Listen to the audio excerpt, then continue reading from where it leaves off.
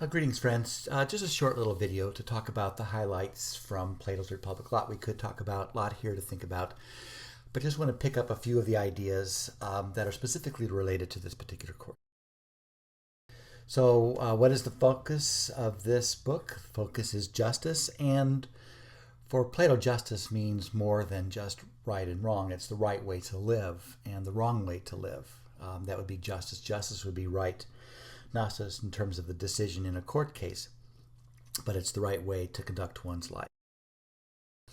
And the way we're going to do this is we are going to talk about justice in the largest sense. So he wants to get to justice in the individual and how a person should live their life. But in order to be able to see what justice looks like, let's take a look at the larger picture.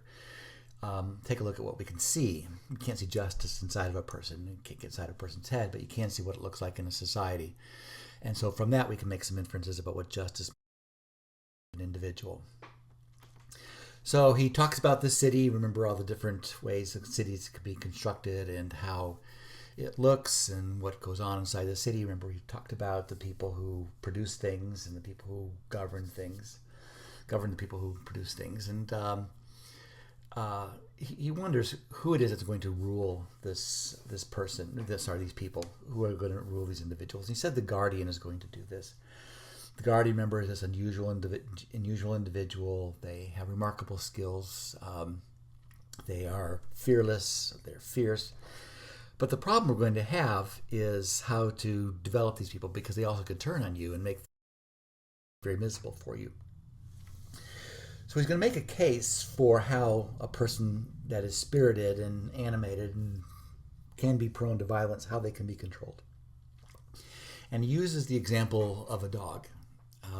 A dog, think of a junkyard dog. A junkyard dog, if you try to climb a fence, will be right at you. But if you're the owner of the yard and you're the caretaker of the animal, the dog will come right up to you and will be no threat. So basically, Plato is saying that a dog becomes a philosopher because it's governed by reason. And so if a dog can be governed by reason, then an individual. So once we've chosen these individuals and we're going to go ahead and turn them into philosophers, we're going to make them into the kind of people we can trust. How do we start? And this is probably one of the more interesting parts of the Republic when he talks about the training of these fierce individuals. And he said we're going to do this by two ways. We're going to teach them about gymnastics and music. Gymnastics is where you learn how to control your body. You control your impulses of your body. You train your body. It becomes a well-oiled, well-tuned machine. You accept coaching. You accept discipline. But then also music is the other part. And remember that section about music. What music does is it enlivens the spirit and makes a person more inclined towards virtue and the more noble things in life. So you have the training that addresses both the individual's body and their discipline and also their spirit, which helps. And so with that, we come back to the original question. What does justice look like in an individual? We know what it looks like in a city. It has three parts. We'll see that in just a moment. Well, the individual has three parts as well, the rational, the spirited, and we're going to call it the appetitive, and I'm going to talk about that in just a second.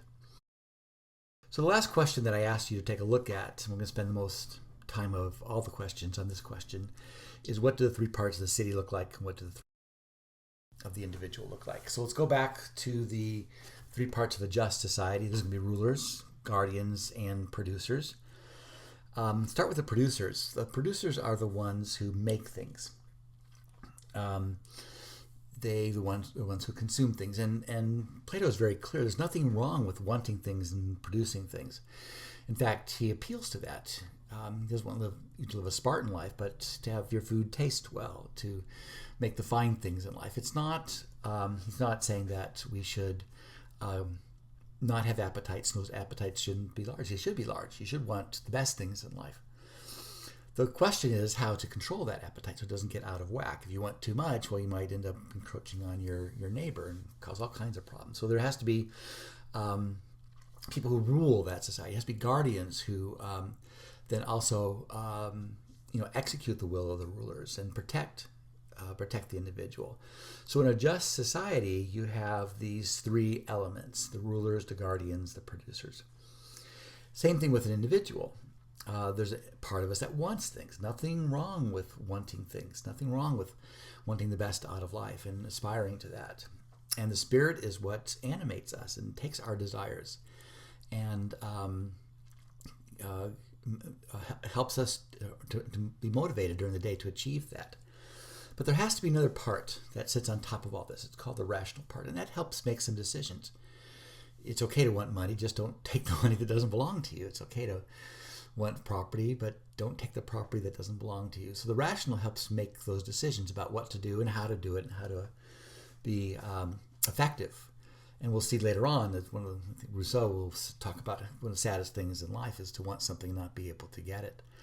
So with Plato, it's okay to want. Spirit animates us, helps us to get, and then the rational part helps us make all kinds of executive decisions about how to go about that particular task. So with that, just again, this brief introduction to